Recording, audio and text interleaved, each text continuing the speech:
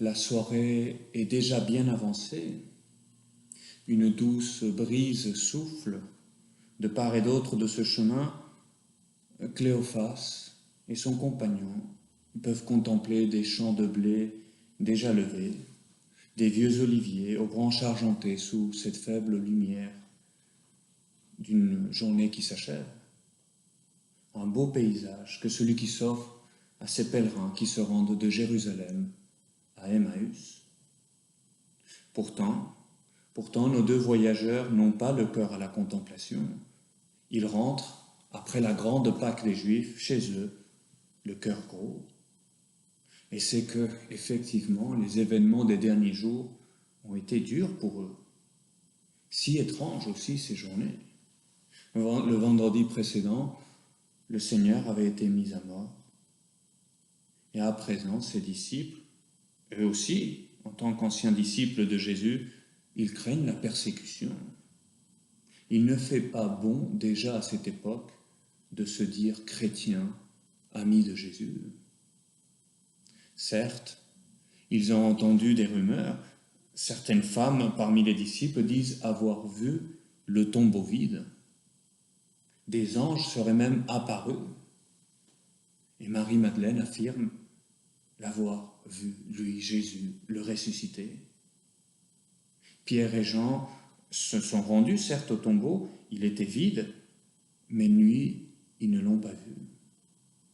Alors eux, qui pourtant avaient vu des miracles, qui avaient vécu peut-être même auprès du Seigneur, ce Cléophas et ce disciple, peut-être qu'ils ont même été envoyés avec les 72 autres disciples évangélisés du temps où Jésus était parmi eux. À eux, ils n'osent plus y croire. Ils sont tristes, ils sont abattus, ils sont découragés, ils sont sans espérance. Et alors ils rentrent chez eux. Ils se disent peut-être, voilà, c'était une belle histoire. C'était peut-être même la plus belle de toutes les histoires, celle de Jésus, qui donnait sa miséricorde, qui se donnait son amour. Mais c'était trop beau pour être vrai. Et c'est alors, quand ils sont là, au plus bas dans leur espérance, lorsque le désespoir a pris sur eux, c'est alors que Jésus vient à leur rencontre. Après quelques heures de marche, près du village d'Abou Ghosh, à 12 kilomètres de Jérusalem, le Seigneur les rejoint. Le Seigneur les rejoint, mais sous une apparence qui ne leur est pas familière. Ils ne le reconnaissent pas. Mais en présence du Seigneur, au contact du Seigneur, leur espérance qui était morte va ressusciter. Notre cœur n'était-il pas tout brûlant, diront-ils, au-dedans de nous-mêmes lorsque Jésus nous parlait en chemin? Ce sera la grande découverte des disciples d'Emmaüs. Jésus est ressuscité et il nous a rejoints sur notre route, dans notre vie de tous les jours. C'est ainsi que Jésus, le ressuscité, fait depuis alors. C'est lui qui sort à notre rencontre. C'est lui qui vient nous chercher dans notre va-et-vient quotidien. Il veut, par sa présence, illuminer notre quotidien. Il veut marcher avec nous. Et c'est vrai. Depuis ce jour, depuis Emmaüs, tous les chemins de la terre, notre quotidien peut devenir le lieu de cette rencontre comme celle des pèlerins d'Emmaüs. Parce que le Seigneur ressuscité veut cheminer avec nous. C'est vrai, Seigneur. Combien de fois n'avons-nous pas fait cette même expérience? Jésus ressuscité qui marche à nos côtés. Et nous ne nous en rendons pas compte. Nous sommes peut-être pris dans nos problèmes, dans nos soucis. Peut-être que c'est le confinement qui commence à peser. Et alors que nous étions tout feu, tout flamme, que nous voulions profiter de ce temps, eh bien nous sentons que les forces nous manquent et nous sommes un peu découragés. C'est l'heure de revenir à la présence de Dieu, de nous laisser rencontrer par Jésus, de nous rendre compte que Jésus est ressuscité et que réellement, depuis sa résurrection, il peut marcher, il veut et il marche avec nous. Et la prière, c'est justement ce lieu où tous les jours, Seigneur, mon espérance renaît, parce que je me remets en ta présence, parce que je fais mémoire maintenant, Seigneur, de ces moments plus marquants dans ma vie où j'ai senti plus particulièrement ta présence à mes côtés. Et je te demande, Seigneur, aujourd'hui, comme les disciples d'Emmaüs, de demeurer en ta présence. Reste avec nous. C'était la prière des disciples d'Emmaüs lorsqu'ils se sont rendus compte que Jésus était à ses côtés. Reste avec nous. Voilà ma prière aujourd'hui, Seigneur. Oui, je veux me faire rejoindre par ta présence. Et c'est pour cela que, en silence, Seigneur, j'évoque ces moments où tu as marché auprès de moi et je te demande cette présence qui rende effective la résurrection du Christ à mes côtés.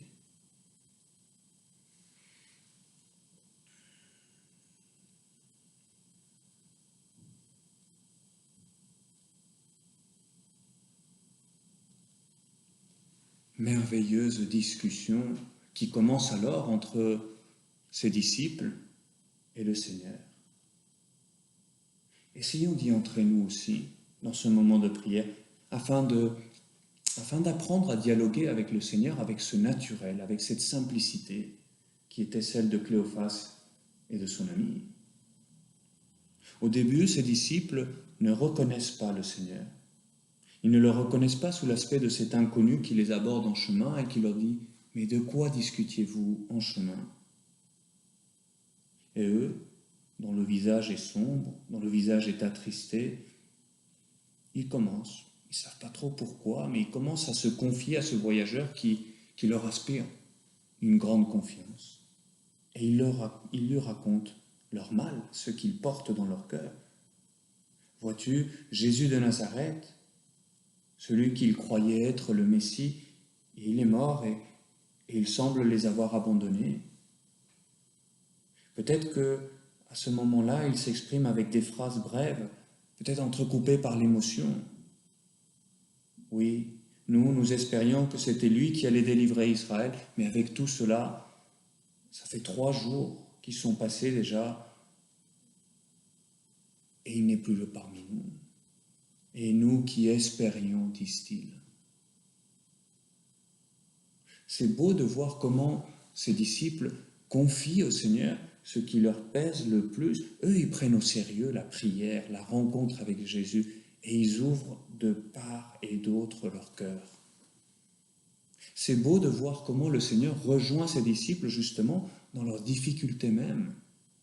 C'est beau de voir qu'il est simple de confier ses problèmes, ses choses au Seigneur. C'est déjà le début de leur guérison, le simple fait d'ouvrir leur cœur au Seigneur. Parce que le Seigneur écoute, parce que le Seigneur écoute patiemment, il marche avec eux, peut-être des kilomètres et des kilomètres, parce qu'ils ont besoin de parler. Et c'est ce que le Seigneur fait avec nous chaque fois que nous nous arrêtons dans notre journée pour faire 10 minutes de prière. Et peut-être que ce sera simplement nous écouter parce que Seigneur, ça me pèse ceci ou cela. Et une fois que le Seigneur a écouté, il va leur refaire alors patiemment tout le chemin du salut.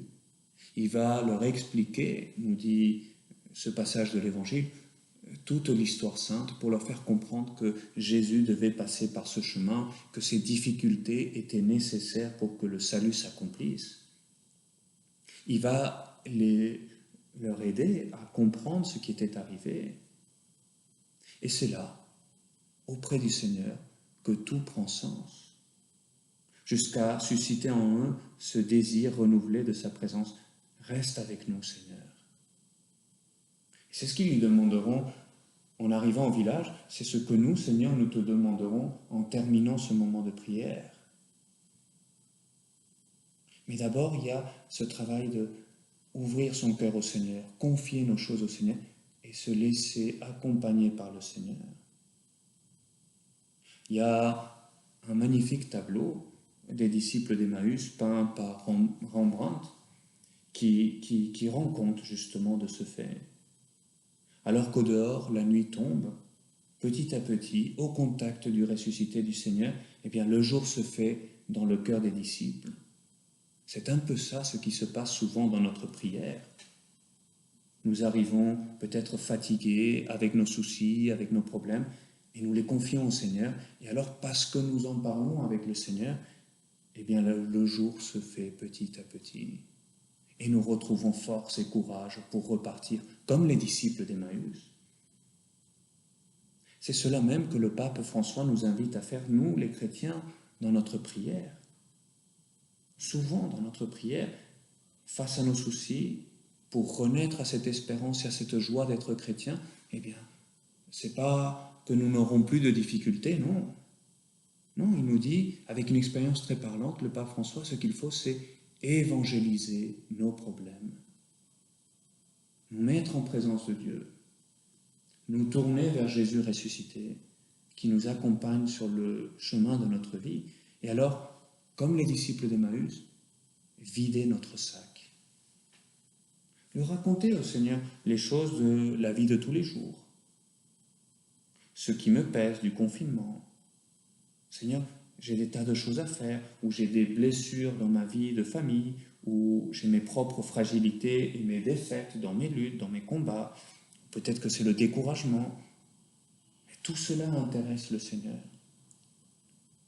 Et alors, une fois que le Seigneur aura écouté, il nous aidera à comprendre le sens de tout cela. Il nous donnera l'assurance de sa présence à nos côtés. Et ces disciples qui fuyaient reprennent courage et ils rentreront à Jérusalem pour annoncer le Christ. Seigneur, nous voulons faire comme maintenant, dans ce moment de prière, nous voulons te confier toutes les choses qui nous pèsent. Et ta simple présence à nos côtés, ton écoute attentive, nous apportera lumière et espérance. Nous pourrons dire à la fin de notre prière, notre cœur n'était-il pas tout brûlant au-dedans de nous quand il nous parlait en chemin? Parce qu'effectivement, une fois que nous t'aurons confié nos luttes, nous essaierons de faire ce silence pour t'écouter, Seigneur. Nous ouvrir à ta présence, à ton écoute. Et nous te dirons, Seigneur, donne-nous aujourd'hui, Seigneur, ta grâce pour vivre cette journée en ta présence.